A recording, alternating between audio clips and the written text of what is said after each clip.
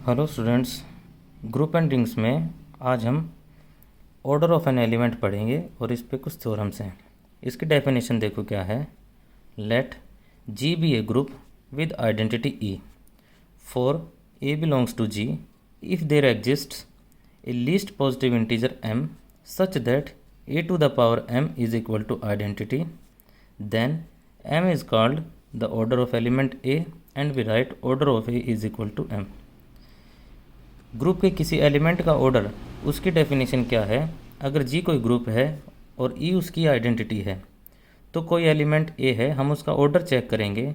तो अगर हमें एक लीस्ट पॉजिटिव इंटीजर एम ऐसा मिलता है कि उस एलिमेंट की पावर एम करने पे हमें आइडेंटिटी मिल जाए और वो एम कैसा हो, लीस्ट पॉजिटिव हो, कि उस एलिमेंट की पावर m का मतलब क्या है, उस एलिमेंट को m बार ऑपरेट किया है। जो भी बाइनरी ऑपरेशन दे रखा है, अगर एडिशन का है तो m बार ऐड किया है और मल्टीप्लिकेशन का है तो m बार मल्टीप्लाई किया है। यानी कि उस एलिमेंट को खुद के साथ जितनी बार ऑपरेट करेंगे, उस ऑपरेट करने में सबसे कम लीस्ट पॉजिटिव इंटीजर m ऐसा होना चाहिए कि सबसे कम बार ऑपरेट करने पे जहाँ हमें आइडेंटिटी मिल जाएगा वो m क्या कहलाएगा, उस एलिमेंट ए का ऑर्डर कहलाएगा। और हम लिखेंगे क्या, order of a is equal to M.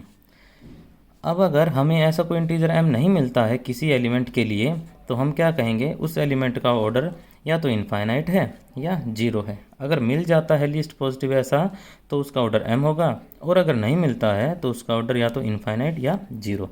Example देखो, अगर जी कोई ग्रुप हम ये ले लें 1 -1 आयटा माइनस आयटा, इसके अंदर 4 एलिमेंट हैं, ये ग्रुप बनेगा और बाइनरी ऑपरेशन इसका है मल्टीप्लिकेशन वाला।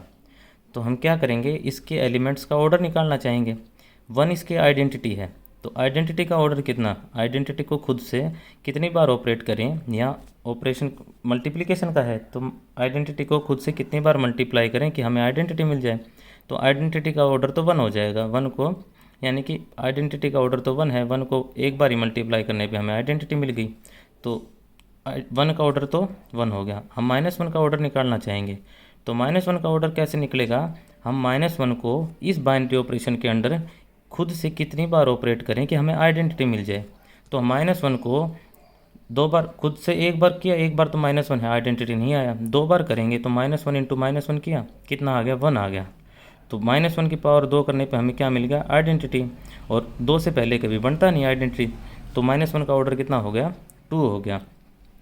यहाँ से एक बात देखेंगे कि अगर -1 की पावर हम 4 करते हैं तो 4 करने पे भी हमें आइडेंटिटी मिलता है, लेकिन 4 वो लीस्ट पॉजिटिव इंटीजर नहीं है जो इसकी पावर करने पे हमें 1 मिलता हो। इससे छोटा 2 एग्जिस्ट करता है कि -1 की पावर 2 करने पे हमें 1 मिलता है। तो -1 का ऑर्डर कितना हो गया, 2 हो गया, ना कि 4। ये जो m होता है, जो इसकी पावर होती है, वो लिस्ट होना चाहिए तो ही उसका ऑर्डर होगा। तो ऐसे आयटा का ऑर्डर निकालेंगे तो आयटा की पावर 4 करेंगे, 4 पे 1 मिल जाएगा, तो आयटा का ऑर्डर 4 है, 4 से पहले कभी आइडेंटिटी नहीं मिलेगा। ऐसे ही माइनस आयटा का है। अगर दूसरा एग्जांपल हम देखें, जी ग्रुप ले लें इंटीजर्स का, सेट ऑफ इंटीजर्स, और इस पे ऑपरेशन है एडिशन का। तो इसमें से एलिमेंट हमने 2 उठाया, अब एडिशन का ऑपरेशन है तो इस बात का मतलब क्या होगा, हम 2 को खुद के साथ 2 के साथ ही कितनी बार ऐड करें कि हमें इसकी आइडेंटिटी मिल जाए। और इसकी आइडेंटिटी कितनी है, इसकी आइडेंटिटी तो 0 है, हमने पढ़ा था ना ये, इसकी आइडेंटिटी 0 है, यानी कि 2 को खुद के साथ कितनी बार ऐड करें कि हमें 0 मिल जाए। तो ऐसा कभी होगा नहीं, 2 को 2 के साथ जोड़ते जाएंगे नंबर बढ़ता जाएगा, तो हमें कभी भी ऐसा नहीं मिलेगा कि 2 को खुद के साथ ऑपरेट करने पे हमें आइडेंटिटी मिल जाए। तो हम क्या कहेंगे, 2 का ऑर्डर यहाँ क्या है, इनफाइनाइट है। हमें ऐसा कोई पॉजिटिव इंटीजर नहीं मिला कि जो इसकी पावर करने पे हमें आइडेंटिटी मिल जाए। अब यहाँ से एक बात देखेंगे, जो ऊपर हमने लिखा था कि -1 की पावर 4 करने पे हमें 1 मिला, लेकिन 4 इसका ऑर्डर नहीं था। -1 की पावर 2 करने पे 1 मिला है, 2 इसका ऑर्डर है। तो अगर हमें ऐसा मिल जाए कि किसी एलिमेंट की पावर मान लो n करने पे हमें आइडेंटिटी मिल गई, तो हम यहाँ से क्या इम्प्लाई करेंगे, जो ऑर्डर होगा एलिमेंट का वो less than equal to n हो सकता है। क्योंकि अगर ये n, इस एग्जांपल से समझो, अगर हम a की जगह -1 ले लें और n की वैल्यू 4 ले लें तो क्या होगा, -1 की पावर 4 करने पे हमें आइडेंटिटी मिला, लेकिन 4 इसका ऑर्डर नहीं है, इसका ऑर्डर तो 2 है। तो ऐसे ही अगर किसी एलिमेंट की पावर n करने पे हमें आइडेंटिटी मिलता है तो हम यहाँ से क्या इंप्लाई करेंगे कि उसका ऑर्डर या तो n हो सकता है, और अगर n नहीं हुआ तो n से छोटा मिलेगा ज़रूर। हम इस बात का यूज करेंगे आगे। इस पे थ्योरम देखो आगे क्या है। The order of every element of a finite group is finite and is less than और equal to the order of the group. कि किसी फाइनाइट ग्रुप के हर एक एलिमेंट का ऑर्डर फाइनाइट होगा और वो छोटा या उस बराबर होगा ग्रुप के ऑर्डर के बराबर। हमें ये प्रूव करना है कि फाइनाइट ग्रुप के अंदर जितने भी एलिमेंट हैं उनका ऑर्डर फाइनाइट होगा, और वो जो ऑर्डर आएगा वो ऑर्डर ग्रुप के ऑर्डर से या तो छोटा होगा या ग्रुप के ऑर्डर के बराबर होगा। ये प्रूव करना है। तो इसका प्रूफ देखो। लेट जी हमने कोई ग्रुप मान लिया, फाइनाइट ग्रुप माना है, और ए उसका कोई एलिमेंट माना है। अब क्लोजर प्रॉपर्टी से क्या होगा, ए को खुद के साथ ऑपरेट किया तो ए स्क्वेयर होगा, ए स्क्वेयर को ए के साथ ऑपरेट किया तो ए क्यूब होगा। ऐसे ऐसे सारे एलिमेंट आते जाएंगे। ये सारे एलिमेंट किसके होंगे, ग्रुप जी के होंगे। अब ग्रुप के अंदर तो फाइनाइट एलिमेंट है, और ऐसे ऐसे अगर हम ऑपरेट करते जाएंगे तो इनफाइनाइट एलिमेंट आ जाएंगे, लेकिन इनफाइनाइट एलिमेंट ग्रुप के अंदर हो नहीं सकते। तो यहाँ से क्या इंप्लाई होगा कि ग्रुप के अंदर तो फाइनाइट एलिमेंट थे और ये सारे इनफाइनाइट हैं। तो इनफाइनाइट और फाइनाइट में कैसे रिलेशन बनेगा कि जो ये एलिमेंट आए हैं ना, ए स्क्वायर ए क्यूब, ये बाद में जाकर रिपीट होने लग जाएंगे। यानी कि ए स्क्वायर ए क्यूब जितने भी एलिमेंट हम ऐसे बनाएंगे वो सारे डिस्टिंक्ट नहीं होंगे, कोई ना कोई बाद में जाके सिमिलर होते जाएंगे, तभी तो ग्रुप के अंदर फाइनाइट एलिमेंट रहेंगे और ये सारे ग्रुप के एलिमेंट रहेंगे। अगर ये इनफाइनाइट हो गए तो ग्रुप में नहीं आएंगे। तो ऐसे ऑपरेट करके क्लोजर प्रॉपर्टी से हम ये बनाएंगे और ये सारे डिस्टिंक्ट नहीं मिलेंगे, कोई ना कोई एलिमेंट आपस में बराबर मिलेंगे। तो हम वो मान लेते हैं कि a की पावर m1, यानी कि a को m1 बार ऑपरेट किया और a को m2 बार ऑपरेट किया तो बराबर आ गए, जहाँ m1 बड़ा है m2 से।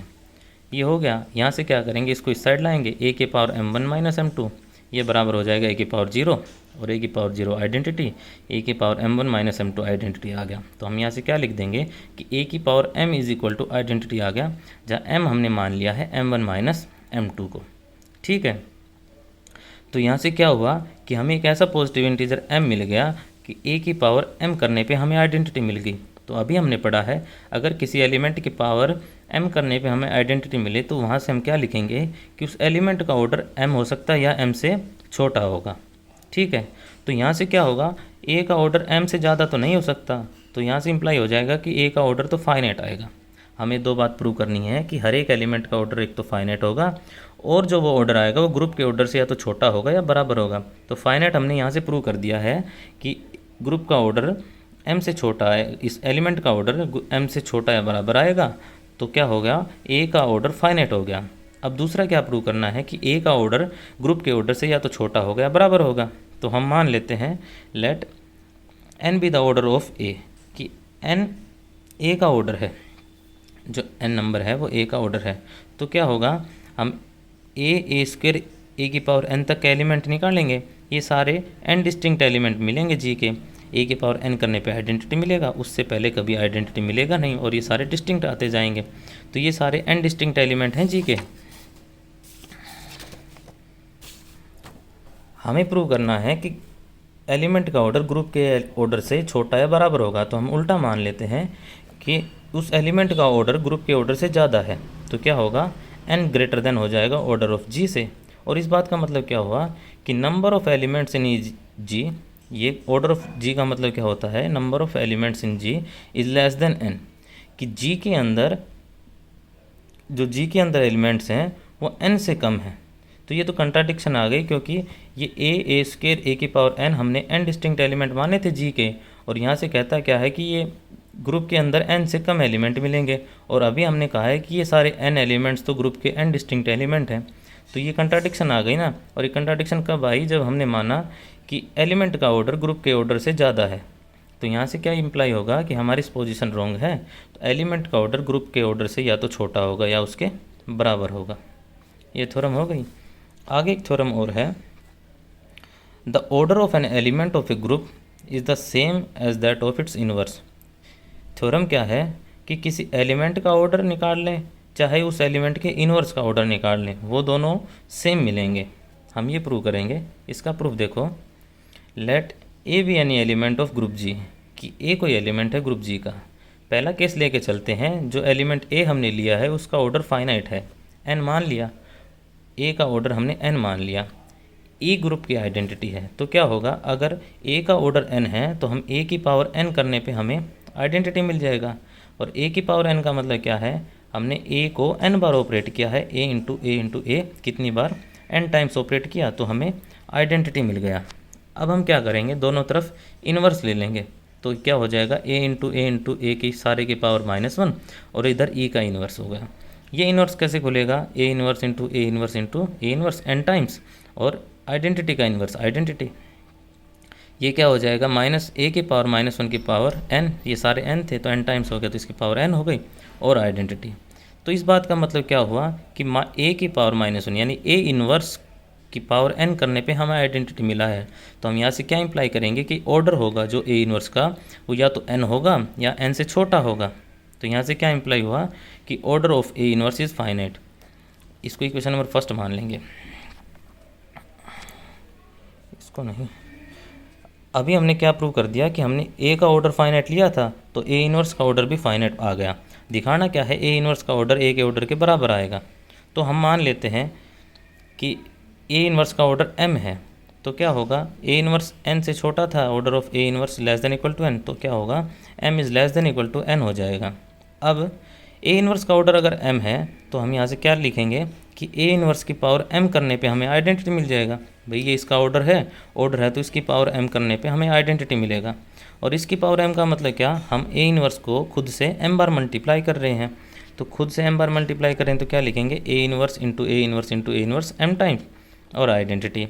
और यहाँ से क्या होगा, इन्वर्स ले लेंगे दोनों साइड तो क्या हो जाएगा, A inverse into A inverse की पावर -1 और इधर ए इन्वर्स। और ये कैसे खुल जाएगा, ए इन्वर्स का इन्वर्स करेंगे तो ए और आइडेंटिटी।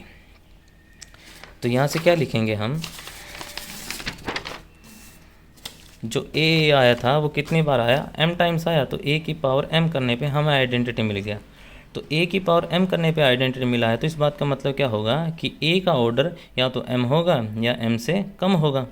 तो यह लिख देंगे हम। और a का ऑर्डर हमने कितना मान रखा है, n मान रखा है, तो n is less than equal to m।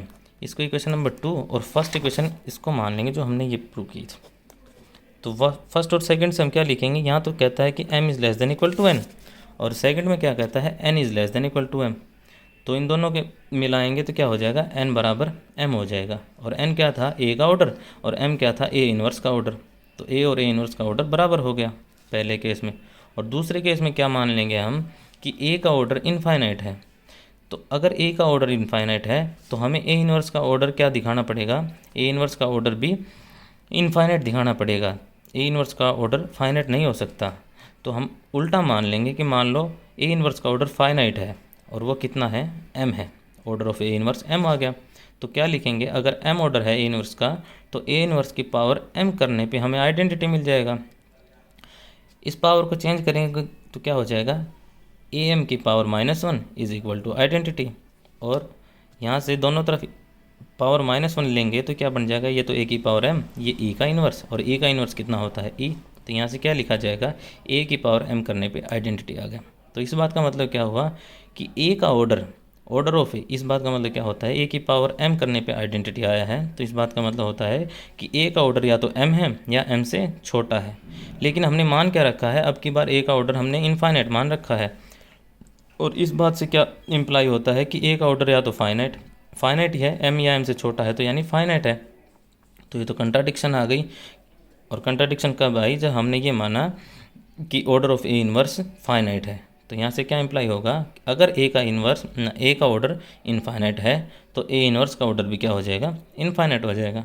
तो ऑर्डर ऑफ ए बराबर हो जाएगा ऑर्डर ऑफ ए इन्वर्स इस केस में भी। Thank you.